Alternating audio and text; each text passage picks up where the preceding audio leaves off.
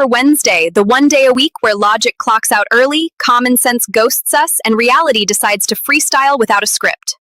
If today already made you stop, blink twice, and whisper, "There's no way," congratulations, you're exactly where you're supposed to be. These are the stories that make you question humanity, adulthood, and whether everyone else got a handbook you somehow missed. So take a breath, lower your expectations, and prepare yourself, because it's about to get weird, petty, and painfully relatable. This is What the Fork Wednesday. Let's go!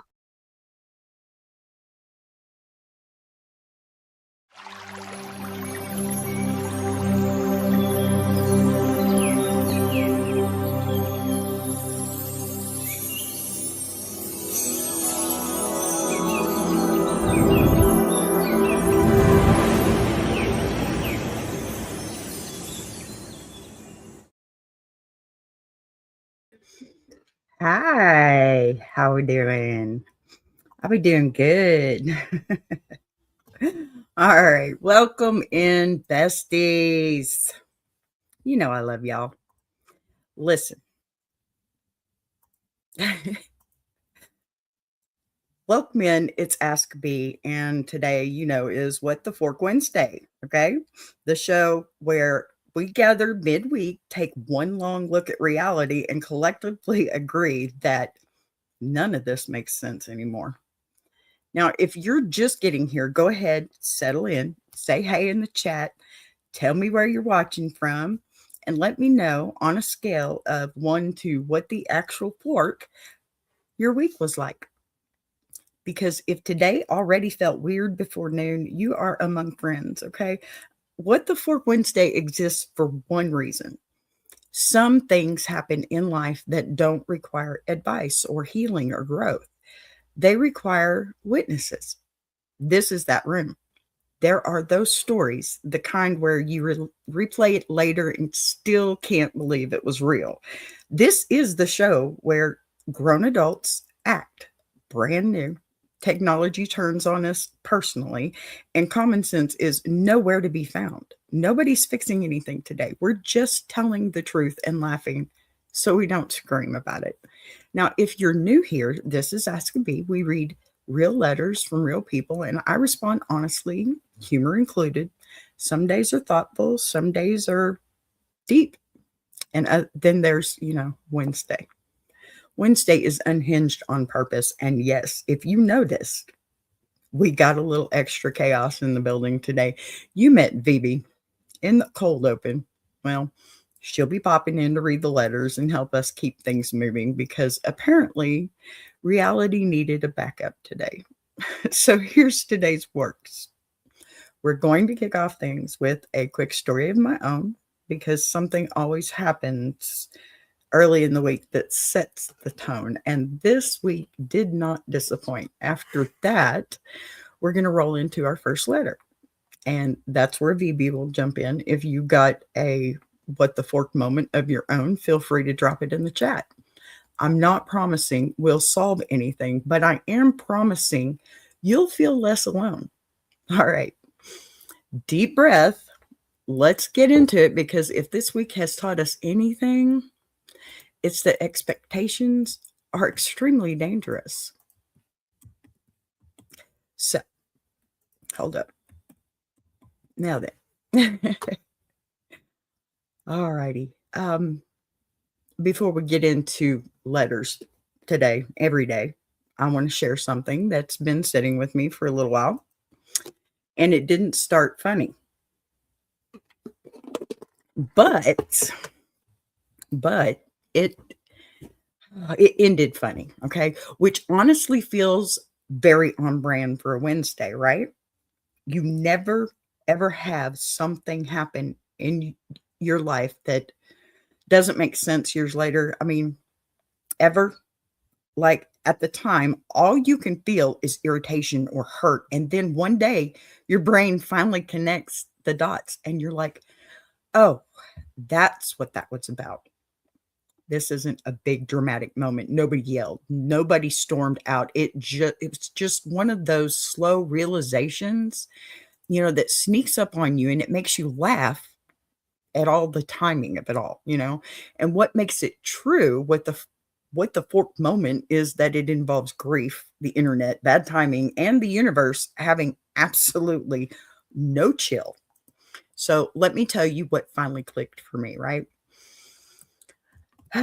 Because I didn't see it coming when it happened, but now I can't unsee it. Oh, so my mom, right, passed in 2020.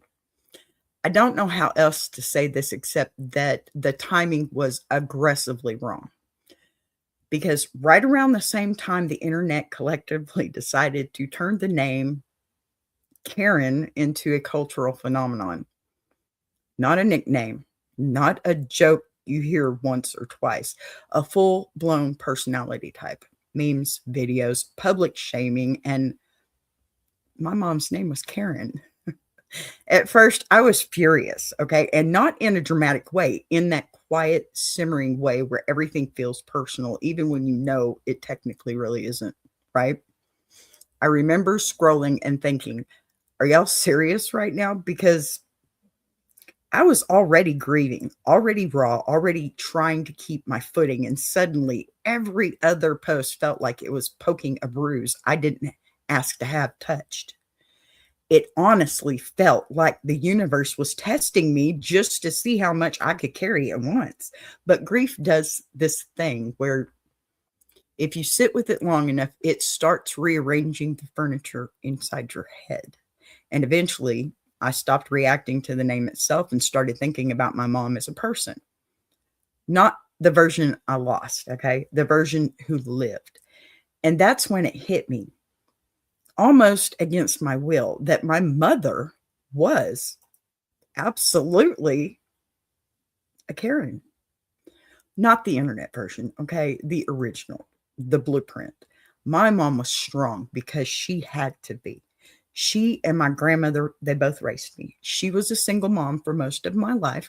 My parents divorced when I was about 4 or 5 years old.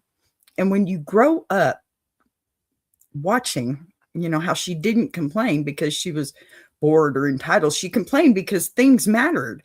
If things if something was wrong at work, she fixed it. If something was being taken advantage of, she stopped it.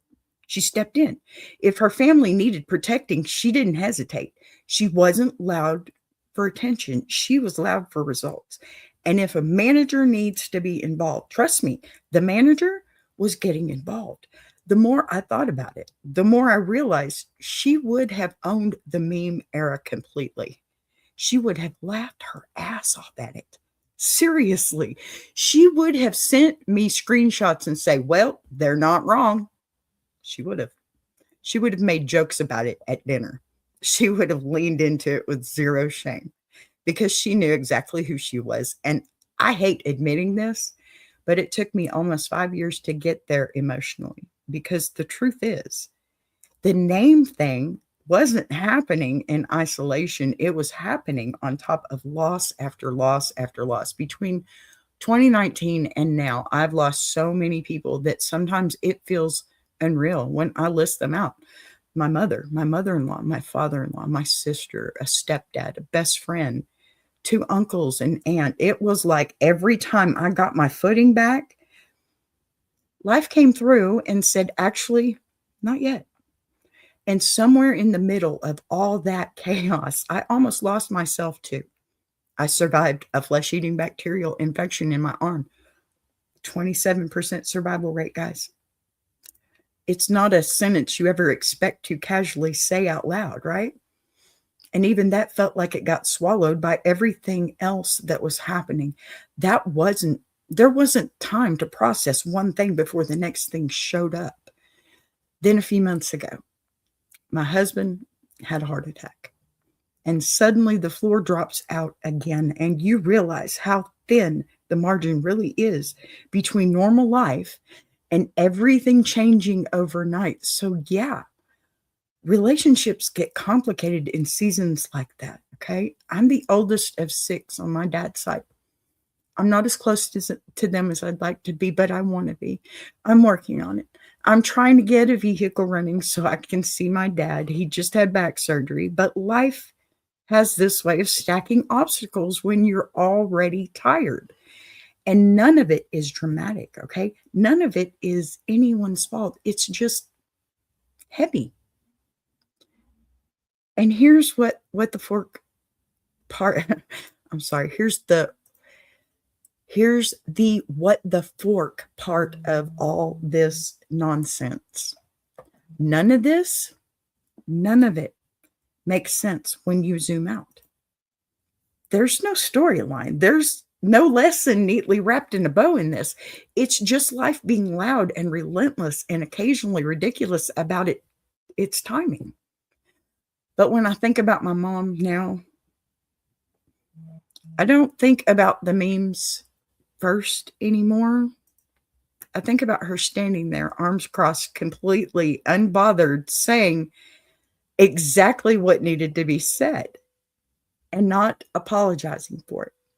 I think about how she taught me to speak up and to handle business, to protect my people and to not shrink just because the world gets uncomfortable. So, yeah, sorry, I miss her. So, yeah, I still hate the timing. I still hate that her name turned into a punchline right when I lost her. But if I'm honest, and Wednesdays are about honesty too, she left me exactly what I needed to survive everything that came after. And that's not a bad legacy, not for a Karen. So y'all go right ahead. You can say your Karen stuff all you want to, because let me tell you, she owned it. She would have very much owned it, and I would have been very much proud of her for it. Okay, so, pardon me, y'all. That was a good one. I just needed to get that out, I think, because we're all learning and growing and glowing here together, correct? And, my mother, she had a hard time, but she was able to give me the best parts of her. And I think that's important to recognize, because she did have a hard time. I did have a hard time growing up because of some of her choices, because of some of both parents' choices. And you know what? My kids had hard times because of my choices. So I'm not putting any blame there. There's a time when you get to stop blaming your parents because, well, you're an adult. And I learned that a little late in life, but I'm happy to say that I did learn that lesson. And I don't blame my mother for anything anymore. In fact, so much so that I know when she left this world, the last thing that I said to her was, I love you. And she was proud of me. She was happy with me. And she told me about a month before that she was happy with where her life was. This is all part of why I think she knew, but it's one thing I'll never know. She didn't tell me for a reason. And honestly, I understand, because I am an only child of hers. She only had one. And I mean, I do have a half brother and 4 half sisters, and I love them all deeply. But it was me and my mom against the world for a long time, and she has put some amazing people in my life that I still have to this day, that I still can pick up the phone and call and say, I love you, Nita Ray, Karen, her sister. There's Judy Harris, my crazy aunt, and her sister, Melanie. And I know that there are people out there like my Aunt Angie and my cousin, her daughter, Michelle, that I can call in an instant and they'd be right there if I need. So, you know what? I'm okay. And Mama knows that. So I was glad to get to share this one with you today. All right. I think we've earned some laughs. So I'm kind of scared about doing this, but let's bring BB in to read today's Bless Your Heart letter. And listen, don't get any ideas while you're up here, chica, because, this is my show. Okay? So just get on up here and let's talk and be nice about it, would you please? Wow, big emotions earlier. You sure you want to hand me the mic right now? Because I read very well under. You now, chica. We'll go right ahead. I'm just saying, clear voice, steady delivery, excellent timing. I could absolutely host this show. But fine, I'll just read the letter, for now. Dear B, my mother-in-law moved in temporarily to help our family. That was 6 months ago, and now she is still here with us. She unpacked faster than we did when we bought the house, and now refers to it as our home. She rearranged my kitchen because she couldn't find anything. I can't find anything either now, but apparently that's a me problem and not her problem.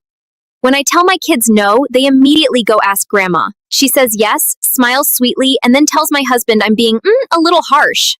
My husband then comes to me and says, well, Mom thinks. And that's when I realized I am no longer the authority figure in my house. I'm just middle management. She gives the kids snacks and says, don't tell Mom, like I'm some kind of household cop. Yesterday, it was an actual pound of chocolate. A pound. Before bedtime. Just imagine the sheer quantity of that deliciousness right before sleep. Then when they're bouncing off the walls at midnight, she says, they just don't have a routine. Ma'am, you are the problem inside the routine. If I ask her not to do something, she doesn't argue with me. She reports me straight to my husband with notes, sometimes with examples. She signed the kids up for activities I didn't approve, changed my thermostat, and told guests where I keep things. I don't even know where I keep things anymore. At this point, I don't know if I'm married or if I've been adopted into my own family. I love her, but I also fantasize about hiding her car key. Signed, I love her butt. B, that letter was a lot. I handled it beautifully. Honestly, you're lucky I'm generous. I'll give the job back. Go on, I dare you. Try to impress them with your incredible skills, because I'm sure they're just on the edge of their seats, waiting for you to deliver a performance of a lifetime.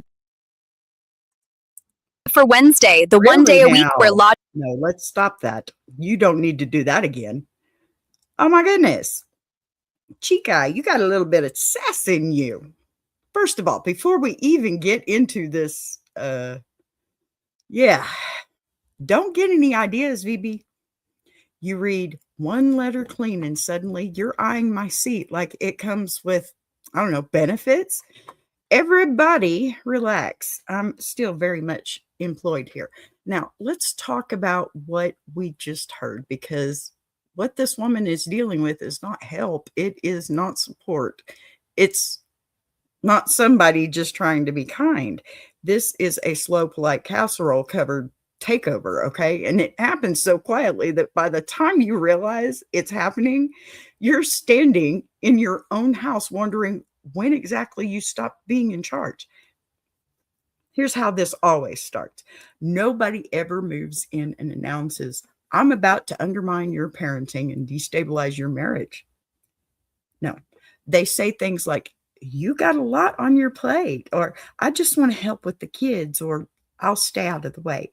And for a little while, it looks harmless. But then one cabinet gets rearranged, one rule gets bent, one it's fine this time turns into a pattern. And suddenly you're no longer the decision maker in your own home. You're just the person who lives there. Okay. The moment in this letter that tells me everything I need to know is when the kids hear no from their mother and immediately goes to ask Grandma. That right there is the turning point for me. Yeah. Because once a child learns that no is no longer final, that is just a first step in negotiation, the entire authority structure just collapses completely, right? Yeah. That doesn't make the kids bad. It makes them smart. If there's an appeal court down the hall that always rules in their favor, they're going to use it every single time. And Grandma knows exactly what she's doing. She's not arguing with you. She's not challenging you openly. She's smiling, saying yes. And then walking straight to your husband to report you like you're, I don't know, an employee who missed a deadline. That's not confusion. That's strategy. And the fact that it works tells me this situation has gone way past annoying and straight into dangerous territory for the relationship. Because let me say this clearly, especially for the husbands watching. The moment you come back to your wife and say, well, my mom thinks you're being difficult, you have officially left your team. Marriage is not a group project where outside opinions get voted in.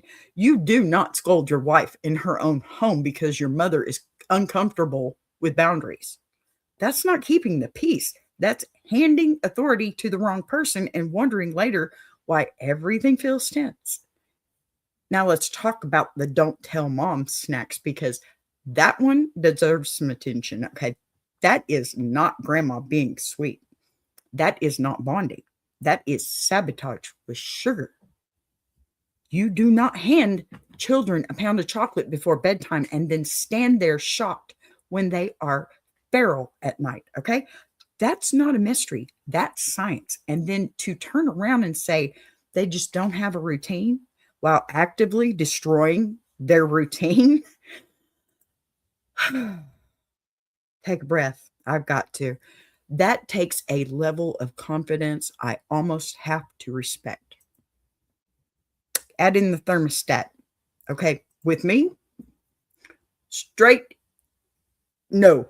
Absolutely not. Don't touch my thermostat. My husband even knows better. The activity signed up for without permission, the guests being told where you keep things. Okay, that one that one doesn't bother me so much, but what you've got is not helpful relative. You've got somebody slowly rewriting the rules of a house that is not theirs. And at this point, you're not a wife or a mother. You're middle management expected to enforce rules that nobody respects, blamed when things go wrong, and stripped of authority to fix anything. Is that really, really what you want to do here? Seriously, think about this. All right. Here's the part people don't like hearing. This will not get better if you just wait it out. It will not get better if you keep trying to be nice. It will not get better if you hope everyone magically understands how you feel. No, you are not dealing with misunderstanding. You are dealing with unchecked access, and unchecked access always, always turns into entitlement if it isn't addressed. Now, 3 things have to happen before this is to change, okay? And none of them involve yelling or being cruel.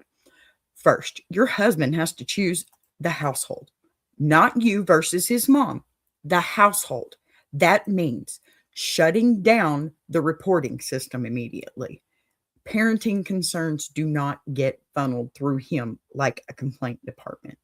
If grandma has an issue, it gets discussed with both of you or not at all, period. Now, second, grandma needs clear, visible lanes. She can love the kids. She can help when she's asked. She can spoil with permission, but she does not override decisions. She does not secretly countermand your rules, and she does not create little alliances that cut you out of the whole picture. Okay. Pardon me. Love without boundaries is not love. It's control wearing a cardigan. Simple. Third, the kids need to see one answer, one voice, one authority, not because you're power hungry, but because children need consistency to feel safe. We all know this, okay? When rules change, depending upon who they ask, it doesn't just create chaos, it creates anxiety. And that anxiety always lands back on the parents. Seriously, never on the person who caused it, okay? Hey, Patty friend, how are you, honey? Good to see you, doll. I missed you. So I don't think this mother-in-law is evil, okay? I don't think she means harm, really, but I do think she's enjoying the control. And that's why this has to be handled now, not after another year of resentment builds up.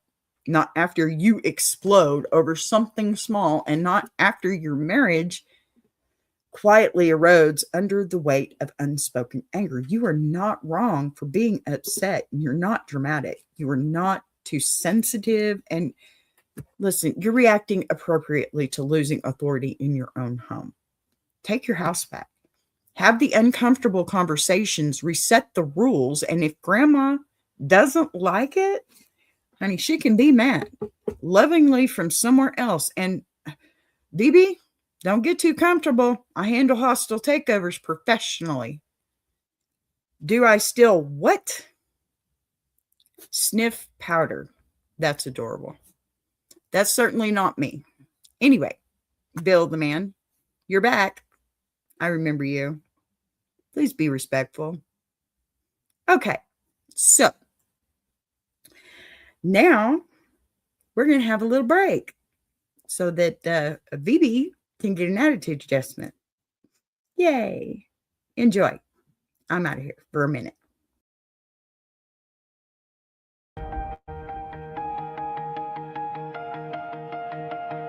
She came from the quiet storms, built a fire from the ground, turned a whisper to a warning. Now her voice shakes the town.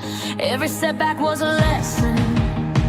Every doubt became a key, unlocking something bigger.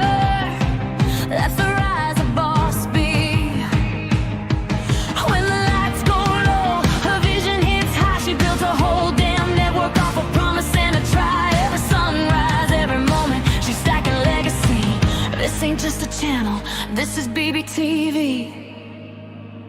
A Boss B rising, BBTV's igniting. Turn the volume up, yeah, the whole world's invited. From the gravel road to the neon dream, she built an empire out of broken wings. Boss B rising, sky ain't even the ceiling. When she hits go live, everybody feels it.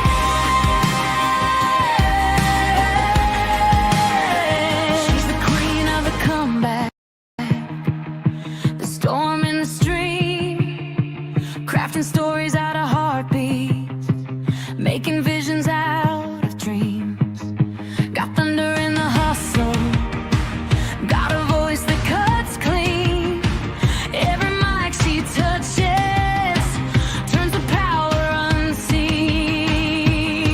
So let brothers spin the numbers, let the views rise slow or fast. Boss B doesn't measure wins by echoes of the past. This moment is a pivot, the season's history. Bow down to the founder of the BBTV dynasty.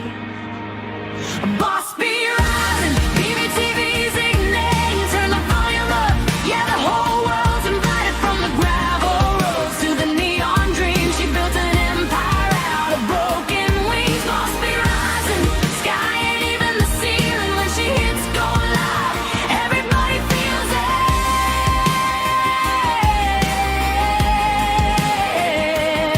She's got fire in the head, it's got truth in the frame. Got a heart that won't retire and a gift you can't name. Every loop, every letter, every dream she sets free. It's a love note to the world sign, Boss B.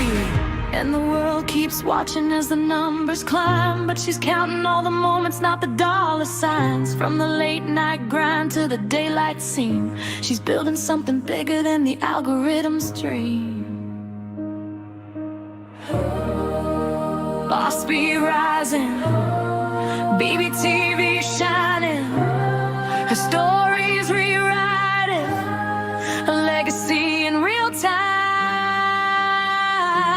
Boss B rising, BBTV's igniting. Turn the volume up, yeah, the whole world's invited. From the gravel roads to the neon dream, she built an empire out of broken wings. Boss B rising, sky ain't even the ceiling. When she hits go live, everybody feels it.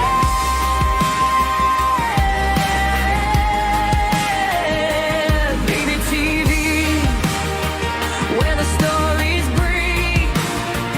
BBTV, where the dreamers believe. Boss B rising, watch her take her place. This is BBTV. This is her grace.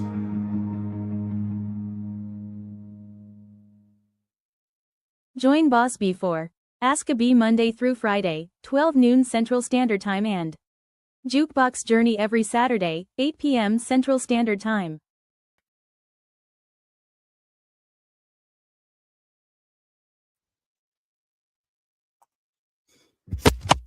All right, we are back. That was a good break. Nobody's attacking you, Bill the man, honey. Nobody's attacking you, but don't come in here just jumping on questions and asking silly things and then yelling at other people just because they're not talking to you, okay? I do remember you. You were here last week. We had a little issue, so let's just be nice. We don't ask people if they sniff powder because people don't do that here, okay? You need to chill. Don't know who you are. Nobody's attacking you. Just be nice. Gotcha? Okay. Now, we're going to get back into this, please. So, this is gravel road. And I don't know. Could be laughing, but have an issue. But this next one lives a little further down the road. Some chaos. Same kind of confusion, just with feelings wearing a seatbelt this time. So this letter comes from a husband who is exhausted in a very specific way, not angry, not dramatic, just tired of being the human buffer between two grown adults who refuse to act like it. Okay. So you ever love two people and slowly realize they are never, ever going to get along, and somehow that's become your full-time job? Like, you didn't sign up to referee Thanksgiving, but here you are blowing a whistle in your own family. This one's funny, but it's familiar. And by the end of it, hopefully you're going to feel real clear about why this man needs help before he loses his mind. Nobody's acting funny here. And you were just trying to talk about things we don't talk about here. So, Bill, chill out, please. Okay. Just listen or go find somebody that wants to chat, because everybody's here to listen. All righty. So, I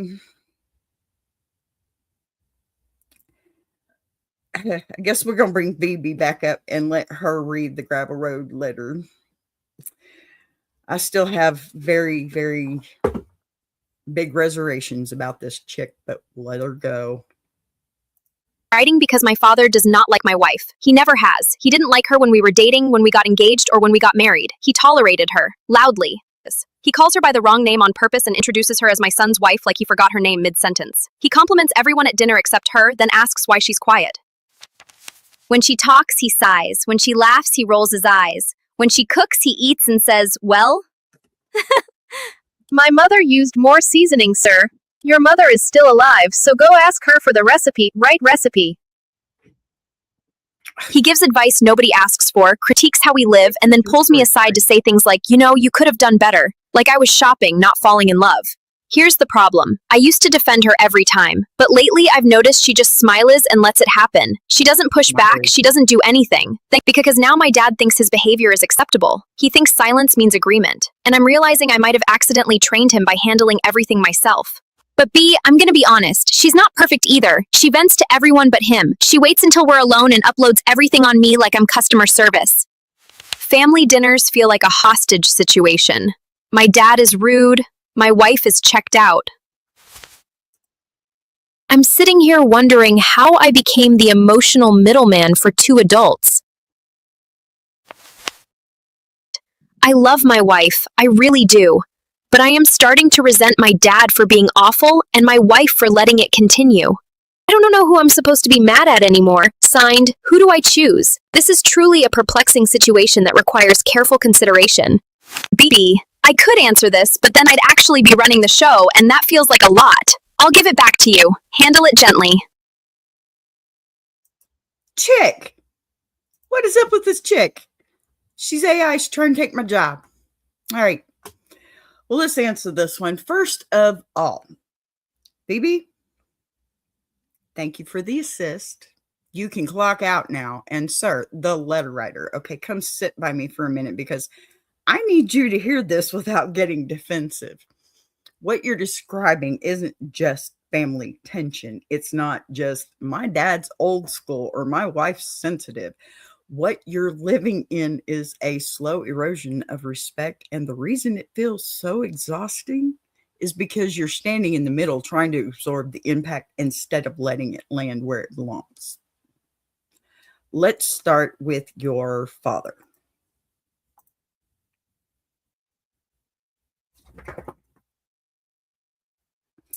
Amen, Patty friend. Look, I'm going to put this one up because that is so true. This may sound mean, but just because you are related to someone doesn't mean you have to like them or even want to be around them. Amen. And I have a few of those. No, Bill the man, it is not because you're black. And I would really appreciate if you didn't say that, because let me tell you, I don't see color. That's enough. That's what you said last week. That's what got me. Chill out or you're gone. Okay, dude? Thanks. Now, because yes, his behavior is absolutely out of line. You know what? I'm done. Sir, be gone. It's enough for me. There you go, Patty. Sorry, dear. He's gone. I was trying to be nice and give the benefit of the doubt, but he was back here last week asking about black. And like I said, I don't see color. If I cut somebody that's not the same color as me, I guarantee you their blood comes out red. What does the color matter? Truly. Now, y'all get off of that because you're pissing me off. Sorry. I can't stand it. I can't stand that. When somebody comes up here trying to make me look like I'm racist. It's like, sir, do you know who I work with in the first place? And secondly, go somewhere else. Just go somewhere else. I'm going to let that go now. And VB, don't you test me anymore if you come back up here, lady. Okay, calling your wife by the wrong name. Dismissing her at the table. Sighing when she speaks. Critiquing her cooking and pulling you aside like you made a bad purchase instead of a lifelong commitment. Look, that's not concern. That's contempt. And contempt doesn't accidentally show up. It's practice. Your father doesn't have to like your wife. That's not the requirement. But he does have to respect her because when you married her, she became part of your household and part of you. And right now, your father is treating her like a tolerated accessory instead of a human being. And you, without meaning to, have been cushioning the blow instead of stopping the behavior. Now, here's where this gets uncomfortable for you. You're welcome, Patty friend. Well, we did speak to him, and the RZO looks awful familiar, Z2R. So let's not be rude and come in here. Yes, we were speaking to him, but he's also being disruptive. Okay, Tracy? Now, you said you used to defend her, and I believe you. I believe you wholeheartedly. But defending someone privately after the damage is done is not the same thing as setting boundaries publicly in real time. Every time you wait until later to smooth things over instead of stopping it when it happens, you teach both of them something. You teach your father that his behavior is survivable, and you teach your wife that she is on her own in the moment. And that brings me to her. Okay, because you're right. She's not handling this well either. Silence is not strength when it comes from self-protection instead of choice. So smiling, yes, I understand that. And he said that last week, and I was talking to him last week. We did discuss things a little bit. And I've also asked him and given him my email to write. And we can talk about any problems. But he can't come in here harassing my chat. And, there were things he said as well. If you'd like to go back and read, I could probably unblock it, but that's not something I want to do right now. And if it's you coming back under somebody else, I would really appreciate it if you would just let me do my show, okay? I don't mind talking. I don't. Just don't harass my chat. Don't harass me. And don't try to stop me from doing my purpose here today. If you are depressed, I am very sorry for that. I truly am. In fact, I have a ticker just for you, okay? Because I do care. But something else I care about is the person that is writing this letter. They wrote it to me so I could talk to them about this situation. That's what I'm here to do. Okay? Okay? Can we let it go now? And I can, okay, I'm glad you're not him then. And thank you for being here. I appreciate you. I truly do. I'm not trying to be rude. And if you're not him and you weren't here before, then you don't know what the conversation was about last week, right? So you don't know exactly what this person is doing unless you're him sitting on the other side. And if you care to, you can go back to last week and watch the episodes and find that conversation and see where I was very nice. But this is the second time that he's come in to try and hijack my show, and where he's apparently, victorious in the moment. I'm not letting him take the whole show. Okay. I'm not trying to be rude to you or him or anybody else. This is my channel, my show, and this is the way I want to run it. Okay, bye. That was enough. Don't get rude with me. I'm not being rude, but you are being disrespectful, so just please go away. Okay, now that my tone is all nice and soft because I'm trying to be nice to people, and here we go, because he's probably going to come right back. We know this is still Bill the man, right? Tracy, still Bill the man.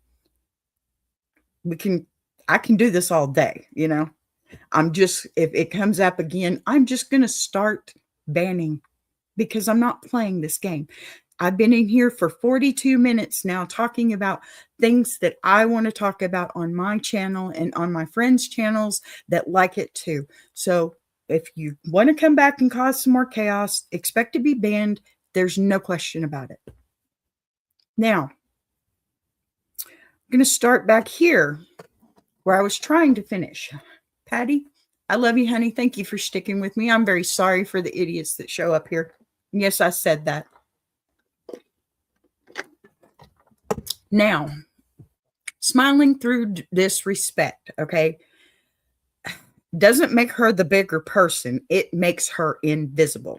And venting to everyone except the person causing the harm doesn't resolve anything. It just relocates the anger until it lands on you. Not cool. It's just not cool. So here you are, stuck in the worst possible role, emotional middleman. You're trying to keep the peace with your father while absorbing your wife's hurt and frustration. And the reason that you're starting to represent both of them is because neither one is actually doing their part. But listen, and carefully, because this is the pivot point. You cannot fix this by managing it better. You cannot fix this by explaining harder. And you definitely cannot fix this by choosing sides in your own head, where pretending everything's fine out loud. What has to change in this structure, not the personalities. Your father needs a boundary that is clear, calm, and consistent, not a lecture, not a blow up, a line, something as simple and firm as, Dad, when you speak to my wife that way, it's not okay. If it happens again, we will leave. And then, and this is the part people avoid, you actually have to follow through. And your wife needs to stop disappearing, not by fighting back or matching energy, but by reclaiming her voice. Okay? She doesn't need to perform strength. She needs to participate, because silence might feel safer in the moment, but over time, it teaches everyone else that she's optional. And you need to step out of the middle. You are not a translator, and you are not customer service. You are not an emotional shock absorber for two adults who refuse to address each other directly. Your job is not to make everyone comfortable, okay? Your job is to protect the integrity of your marriage. Hello, how are you doing? Good to see you, the boy Trey. Thank you for being here. So, and here's the hardest truth of all. I think you could be right on that one, Patty. Definitely trying to bring out that redneck in me, huh? Hey, that's what the Fork Wednesday is all about, right? Okay, so if this continues the way it is, it will rot your relationship from the inside out. Not because anyone is evil, not because anyone intended harm, but because unspoken resentment is patient and it collects interest. You love your wife. That's clear. You want your father in your life. That's also clear. But love without boundaries is just slow self-abandonment. So this is your moment, not to pick a villain, not to assign blame, but to decide what kind of husband you want to be when things get uncomfortable. So, because right now, everyone's waiting on you. All right, besties, I think it's time again. I don't know if I want to do this. Let's see if Phoebe wants to come back and try and steal my job just one more time. Okay. What is this show about? This show is about people who write in letters and ask me questions, all kinds of questions, and I try to answer them to the best of my ability. I'm not an expert. I don't claim to be. It's just my opinion, but my hopes is that somebody will find some piece of my offering and accept it as their own, and it helps them. So this show is about helping others. What the Fork Wednesday itself is about the craziness that goes on all week long. And, oh, thank you. Guess who's back? That's hilarious. You know what? Because every time somebody comes in here and puts a comment in my chat, they're supporting me. And do you know that makes people want to see me more and follow me more and click on my subscribe and my membership? So would you please just keep coming? I'll ban you. It's okay. I'll get your support first. No problem. All right. So, man.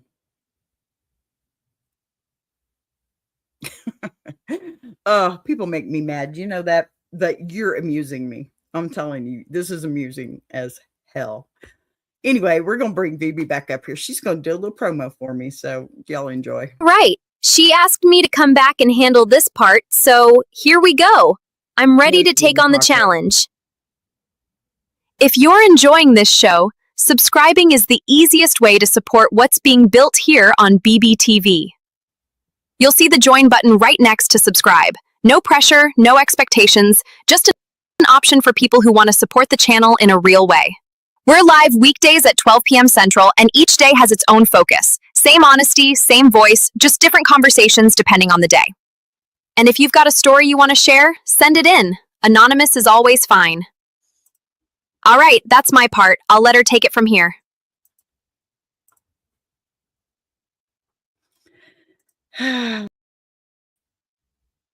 Unreal. Paco, that's not how that works. I know what you're doing. Get a life, man. So, yeah, that was my promo. All right, y'all, because this is starting to get on my nerves a little bit, but besties, we're going to go ahead and wrap it up right here. If you laughed today, thank you for laughing with us. If you felt something sneak up on you when you weren't expecting it, thank you for staying anyway. That's kind of the whole point of Wednesdays around here. We tell the truth, we find the funny, and we don't pretend life is neat just to make it comfortable. I appreciate every single one of you, even you, Bill the man. Paco, you're super chatted $100. That's not the way it works, but I really appreciate the effort. Okay. I appreciate every single one of you who shows up, drops a comment, shares a story, or just listens quietly while you're doing dishes or pretending to work, because that's what I do, apparently. Turn off the chat and just talk. I will listen. Oh, I love you, honey. Thank you, Patty. You're the best. See, that's why I do this, because I have people that actually want to hear what I have to say. Bill the man. Anyway, all right. This space only works because you bring your real selves into it. And I don't take that lightly. Okay. If you missed any part of today's show, catch the replay. If something hit a nerve, sit with it. Come back and get Bill the man if you want to. And if something made you laugh out loud at the worst possible moment, congratulations. You're doing Wednesdays correctly. Patty friend, thank you so much. Thank you so much for saying that you love my insight. That is amazing, because honestly, I don't know anymore. But listen, y'all, we will be back tomorrow, 12 p.m. Central, for Ask a Bee. I'm not sure what we're doing for Thursday just yet, but same place, same time, different flavor. And don't forget Jukebox Journey on Saturday, okay? 8 p.m. Central, except the last Saturday, because that's We Be Jamming, and they do it way better than I do. Take care of yourselves. Be kind to each other. Set your boundaries. And remember, if life makes you stop and say, "What the fork?" you're not alone. I love y'all. Bye, Patty friend. Love you. Oh, I'm so sorry you made it just at the end, but it's good to see you again. Thank you for being here. Love you all. Bye. How you like that?